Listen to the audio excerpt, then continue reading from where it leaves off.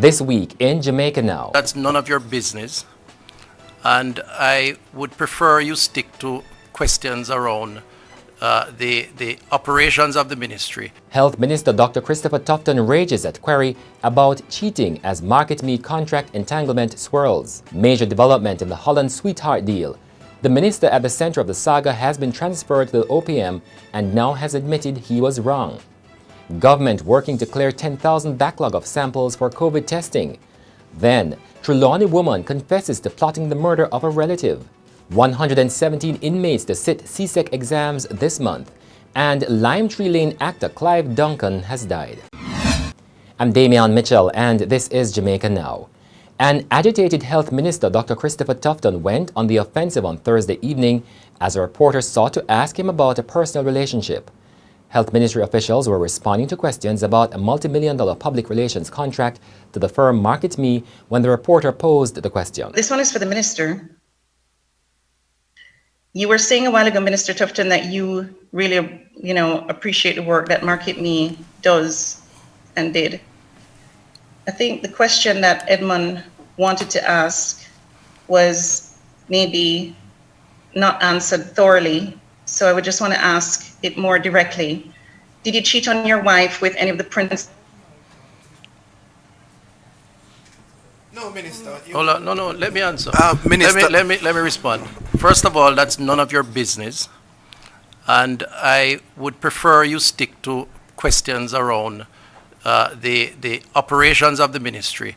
And just as I leave you to your private life, I'd like you to allow me mine. Thank you very much. In the meantime, both Dr. Tufton and his permanent secretary, Dunstan Bryan, have hailed the value of the public relations contract with the firm. MarketMe had made an unsolicited proposal and got a contract for $15.9 million in 2016. Another contract was awarded in the sum of $31 million for the Jamaica Moves program in June 2019. And the health minister has filed a police report about what he calls a flood of vile, filthy, and scandalous allegations and innuendos on social media. According to Dr. Tufton, the allegations are aimed at tainting his good name and reputation. The minister says he has reported the matter to the Counterterrorism and Organized Crime Division of the Jamaica Constabulary Force. His attorneys have also been instructed to use all available legal steps to ensure the prosecution of whom he calls cyber criminals. His lawyers have also been told to seek recourse in the civil courts when the identities are ascertained. Meanwhile, the Health Ministry is now moving to clear a backlog of 10,000 COVID samples amid a shortage of test kits. The shortage is triggered by global demand. Health Minister Dr Christopher Tufton says the surge in passenger arrivals since the reopening of Jamaica's tourist industry, as well as limited medical practitioners conducting the processing, have also contributed to the backlog. On Thursday, Jamaica received 2,000 test kits and 2 machines to help clear the backlog by the end of July. The donation on behalf of the International Atomic Energy Agency was made by United States Ambassador to Jamaica, Donald Tapia. In other news, Government Minister J.C. Hutchinson has been stripped of the responsibility for agriculture and instead assigned to the office of the Prime Minister. Leslie Campbell, a minister without portfolio in the Ministry of Economic Growth and Job Creation, has replaced Mr. Hutchinson. Prime Minister Andrew Holland announced the changes on Friday as calls mounted for Hutchinson to be sacked. He has been at the center of controversy since a Sunday Gleaner story revealed that his partner and mother of one of his children was a director of a company that got state-owned lands in St. Elizabeth to manage. The company, Holland Producers Limited, was recommended by Mr. Hutchinson. For days, Mr. Hutchinson had insisted that he had done nothing wrong and would not resign. And Mr. Hutchinson has now released a statement saying sorry. He said there was a real risk that without strong and decisive action, the former sugarlands would have been overtaken by squatters and stray animals, as has happened in the past. But Hutchinson said he acted out of his perception that the proper course of having the Agro Investment Corporation handle the transition to small farmers would have been ineffective. A close relative of a Trelawny woman has reportedly confessed to hiring the hitman who murdered 36-year-old Tamara Geddes inside her Reserve District bedroom 3 weeks ago. The suspect and her mother, who is not related to the deceased, remain in police custody for further questioning. A family member said the relative and Geddes had been having a series of personal disputes for a while, and the conflict recently escalated. The Clarkstown police who are driving the investigations told the Gleaner that they were combing the parish in search of the triggerman. Geddes was killed in front of her 10-year-old daughter. Following the killing, investigators reported that they had picked up 2 men. However, following questioning, they were both released. Police reports are that about 8:30 p.m. on Friday, June 19, Geddes and her daughter were inside a bedroom when a masked man forced his way inside and held them at gunpoint.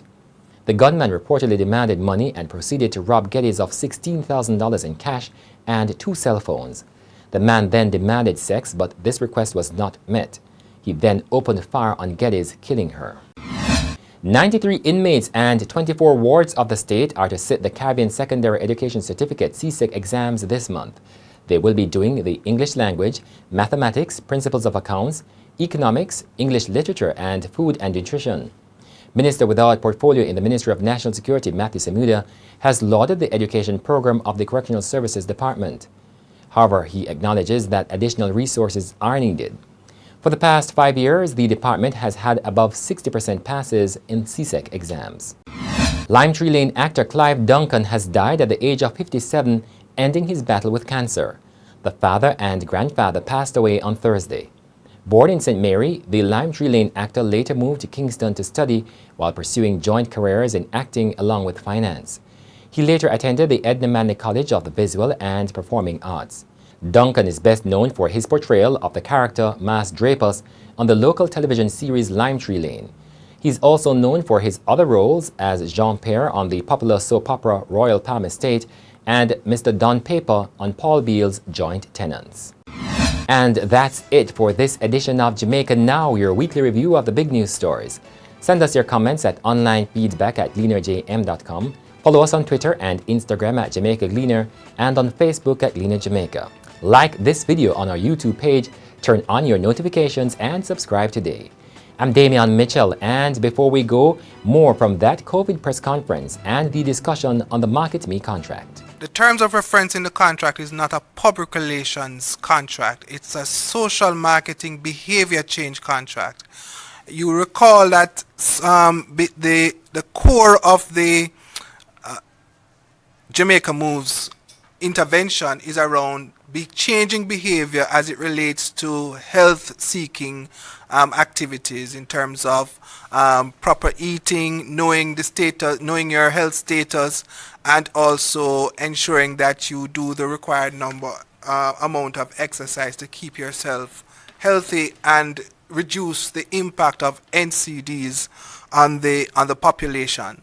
So it's not a public relations terms of reference that we were negotiating. It was a behavior change, behavior modification intervention, and therefore those skills are not necessarily readily available, and those are not the skills that that we are dedicated to. Yes, I have a great relationship with MarketMe. I think they're an amazing company. They have delivered very effectively during my tenure as minister, and I have no difficulty in saying that they work hard, and I have enjoyed working with them.